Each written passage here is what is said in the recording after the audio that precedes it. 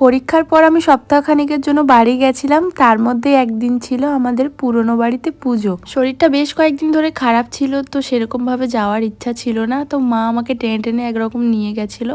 আর আমিও এটা ভেবে গেছিলাম যে সবার সঙ্গে অনেকদিন পর দেখা হবে। তো চলে এসেছি এখন পুরনো বাড়ি। কিন্তু প্রথমে এসেই আমি বুঝতে পারিনি এটা পুজো বাড়ি নাকি বিয়ে বাড়ি। তো যাই হোক, তারপরে চলে গেলাম মায়ের দর্শন করতে।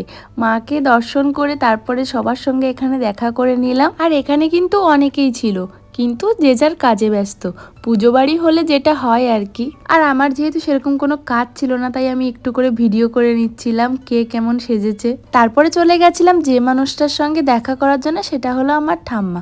ঠাম্মার সঙ্গে অনেক দিন পর দেখা হলো আমার, কারণ অনেক দিন মাঝে আসা হয়নি এখানে। এরপর দেখা হলো আমাদের এই পুচকে বুড়িটার সঙ্গে।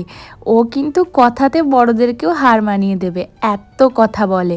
আর কথা শুনলে তোমরা নিজেরাই বুঝতে পারবে। কি খেয়েছো?